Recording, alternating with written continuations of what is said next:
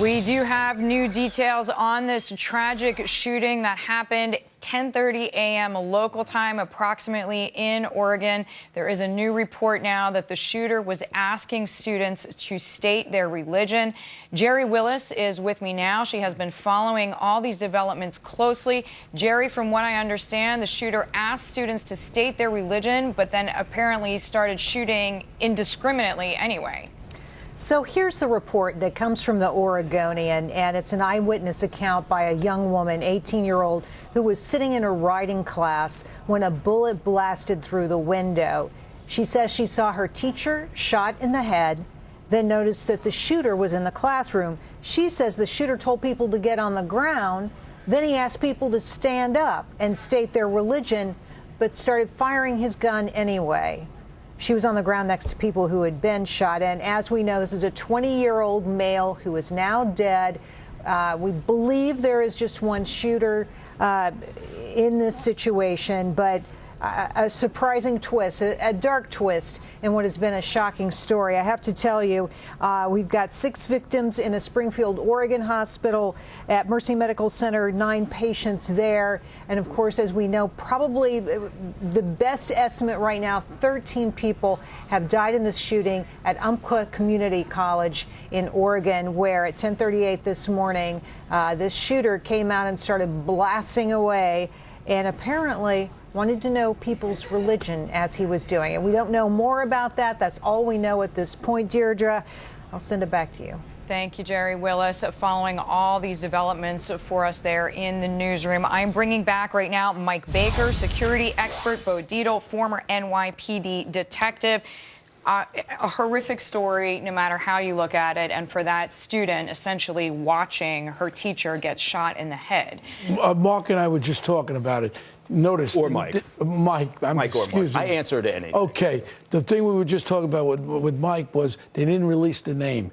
Now, all of a sudden, listening to this about religion, I don't know if his name is going to have a Muslim name or not, but it's starting to look as though if he's asking people about religion, there's a very strong possibility. It doesn't seem that he acted on whatever answers he got, in the sense that, I mean, let's just be clear. Obviously, he is an unstable person. No matter what his beliefs are, no matter what his beliefs he thinks everyone else should have, it's clearly a mentally ill person.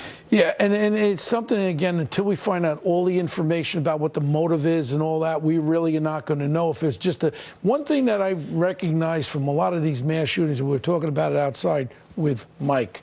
We were talking about it outside, and it was most of them are bipolar. A lot of them have bipolar problems. They've been on medication, and a lot of them want to get this mass body count. And they look at the other guy, oh, the guy that shot up that school. It becomes a psychological thing that they want to take out as many people as they can because that's the way they want to go out. So on that point, Bo, Mike, how does social media change what Bo's job would have been about a decade ago, what your job is? How does this change when, for example, I know people are saying, well, were there warning signs? Obviously, I am sure that police, FBI, are going through his Facebook, if he had Twitter, if he had Instagram. Right. I mean, that's the first thing you have to do. And again, all they're concerned about right now is tearing his life apart and understanding what was the motivation. Also, obviously, understanding whether there was anybody else involved in terms of providing support or were aware of it. The social media side of it, sure, it's another investigative tool. It's another area to delve into for leads and for information. And so they're doing that. They're pulling that apart. We always hear after the fact, look, there were warning signs. There were things we should have seen. Well, of course it is. After the fact, everybody's got great vision on these issues, whether it's something like this or whether it's a terrorist incident. So, but the social media is important also from the sense of you saw how information was dispersed, both among the students, sort of informally, and also how it's used as part of an emergency reaction plan by the authorities, and in this case, the academic institution. Let me ask you, in this day and age, tons of teenagers post tons of material that we could understand as upsetting. You know, it's a transitional time, right? So On the flip side, law enforcement cannot go knocking on every single teen's door. No, and I mean, our whole society, I mean, with the violence in our society, and I hate to keep going back with music and gangsters and machine guns and all this, but it has, with the video games, it's a violent society with all the entertainment value. Hey, I just saw Black Mass the other day with everybody getting shot up by our friend there from Boston.